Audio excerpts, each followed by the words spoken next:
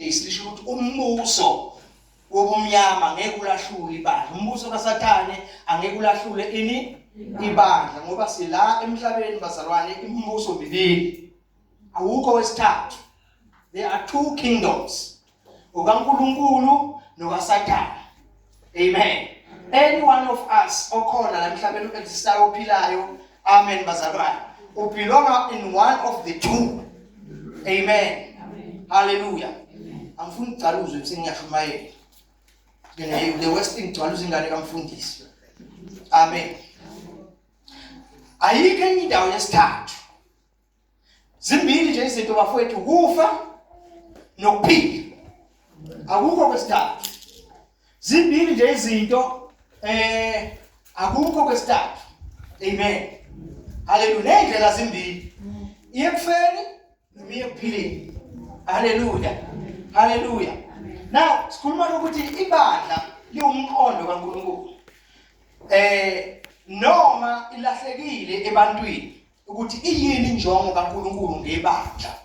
Because indaba enkulu isekutheni, do we understand ukuthi uNkulunkulu wayehlosele uma eqalisa ibandla? Amen. Ngoba thina sigcwele ukusonta nje.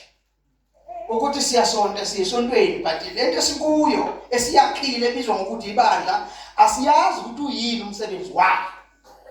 Ibandla ke liyithemba likaNkulunkulu. Amen bazalwane. Ngayo yonke into ayidalile emhlabeni lezo bazalwane. uNkulunkulu uthembele ebandleni. Inkosi yomsama ibusisi. Uthembe ibandla. Amen. Hallelujah. uNkulunkulu uma ezeqala ibandla, ngifuna ukubeka le ndaba lizwe bazalwane ukuthi ucacelwe ukhanyelwe. Amen. Uma yenza ibandla uNkulunkulu wayeqala into ayiqala kwenzobiza ngani. Uma yenza ibandla wayeqala into ezoletha noma wayenza indlela yokuthi uNkulunkulu afuna ukuthi akhonzwe ngayo. Lezo bazalwane wayeletha indlela yokukhonza okufanele emhlabeni abantu bonke mabephila bamkhonze ngakhona uNkulunkulu. Amen bazalwane. Ngamanye amagama uNkulunkulu wayebona ukuthi abantu balahlekile, izizwe zonke sezilahlekile. Ngicela ama-ushers enze umsebenzi wabo. Izizwe zonke sezilahlekile. Amen. So uNkulunkulu kuze izizwe zonke azibuyisele kuye, azibuyisele endleleni yakhe. Amen bazalwane. Wayese eba nomqondo wokuthi uzoqalisa ibandla. Amen. Uzoqalisa ini? Ibandla. Ibandla okuyilona elaziyo ukuthi uNkulunkulu ukhonzwa kanjani. Azolifundisa ukuthi kuziwa kanjani kuNkulunkulu, ukhonzwa kanjani uNkulunkulu. Amen bazalwane. Nokuthi yimuphi uNkulunkulu wangempela okuyena ofanele akhonzwe. Amen. Because phela angithi masiphila emhlabeni akekho umuntu ongakhonzi. Akekho umuntu ongakhonzi lutho. Amen. Bonke abantu bayakhonza, and uma bekhonza bonke abantu abakhonzayo bakhonza ngenjongo yokuthi emva kokukhonza something good will happen. Emva kokukhonza khona okuhle kuzokwenzeka. Amen. Hallelujah. Wonke umuntu okhonzayo amkhathali ukuthi ukhonza ini. Amen bazalwane. And abantu abakhonzayo aba-understandayo indaba yokukhonza namandla okukhonza, uma bakhonza they become so serious. Because they understand ukuthi la kukhona ukufa nokuphila kwethu. Kukhona impumelelo nokuphila kahle kwethu kulele la endabeni yani yokukhonza. Amen. Hallelujah. So umsebenzi wethu singabantu emhlabeni omkhulu is to serve the Lord. Ukukhonza uNkulunkulu, ukukhothama kuNkulunkulu, ukuphakamisa uNkulunkulu, ukuzithoba kuNkulunkulu. Amen bazalwane. Yena yedwa. Amen. Yena yedwa. Amen. Yingakho kufanele uNkulunkulu asimkhonzayo simazi. Ungakhonza uNkulunkulu ngamazi. Ungakhonza uNkulunkulu wama-imagination. That's right. Ungakhonza uNkulunkulu wamicabango yakho. And there is only one way to know God. There is no other way that we can know God. Amen. uNkulunkulu simazi uzambulile, wabhula through uJesu. He has revealed himself through our Lord Jesus Christ. Yena iBhayibheli mawufunda incwadi kaJohn chapter 1 verse 12. Lithi bonke abamamukelayo. Yes. Yes. In fact ngimqonde u118. Amen.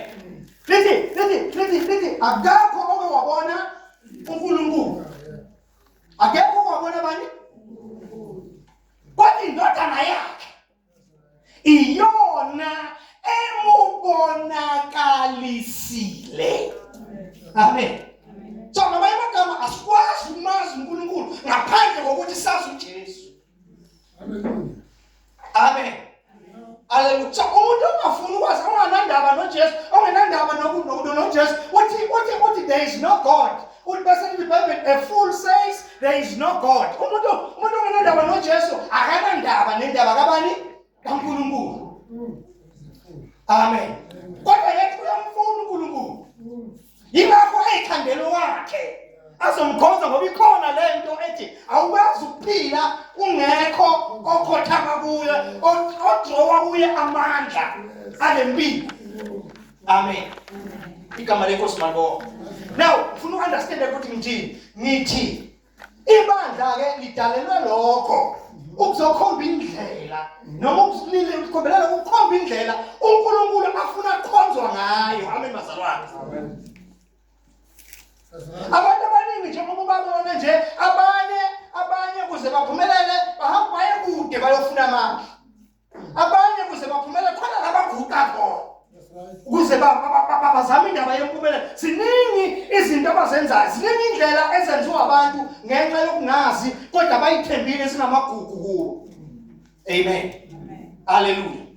But ke ibandla liyinjongo kaNkulunkulu emzoletha indlela uNkulunkulu afuna ukukhonzwa ngayo. Because uma ngabe uNkulunkulu ekhonzwa ngendlela emiswe uye efuna uye kulethwa ipresence yakhe emhlabeni. Kulethwa ipresence yakhe lapho ekhonzwa khona uNkulunkulu kuba khona lapho. Amen bazalwane. So lapho khona uNkulunkulu akukho ukungaphumeleli. Lapho khona uNkulunkulu akukho okungashintsha izinto zibe nge-order uNkulunkulu ayibise emaphakathini. Amen. Ngoba uyakhonzwa ngendlela enjani emiswe nguye. But now uNkulunkulu uma ngabe ezoqala izinto enza izinto akavele enze into igcwale iphelele. Amen. Hallelujah. uNkulunkulu usebenza ngembewu seed. Usebenza ngani? Ngembewu seed. Yingakho masebonakala nje from the beginning mabonakala phakathi kaAdam noEva uNkulunkulu ukhuluma ngembewu yowesifazane. Khuluma nangazalwane. Uyabona ukuthi lento kuzofanele ngiyilungise but there is no other way engayilungisa ngayo mina ngisebenza ngeseed. So kuzofuneka ukuthi imbewu yowesifazane izothokoza ikhanda lani lenyoka. Le mbewu yowesifazane ekhuluma ngawo kuGenesis chapter 3 verse 15 uprofetha ngoJesu. Why Jesus sithi uyimbewu yowesifazane na? Uyimbewu yowesifazane ngoba siyazi ukuthi umuntu kahle uza ngembewu yomuntu wesilisa. But uJesu wathi uMaria wazofuna athola umntwana angazange adibane nendoda. Amen. Yayizokwenzeka kanjani le? Yayizokwenzeka ukuthi uNkulunkulu mayenza izinto uyakhuluma. So wakhuluma through ingilosi wayithumela uMaria. Wamtshela ukuthi uzokhulela uthi uMaria kuzokwenzeka kanjani? Kuzokwenzeka kanjani? Namhlanje abantu basadidwe lokho ukuthi kwenzeka kanjani abantu abakholwa ngathi basangene la makhanda. Wena uzokuba usungaka usumdala ungaka ukhona umntwana okomono kweza ngenye indlela. Hallelujah. Ayi base bamthuka basho yonke into. Amen. Basho yonke into abathanda kuyisho. Abanye bathi uJesu ingane yesifebe. Abanye bathi uJesu umama wakhe walala noDavid. Abanye bathi walala noJoseph. Apena lala noNkulunkulu futhi. Yabona ukuthi kunento abangayi-understand. Amen.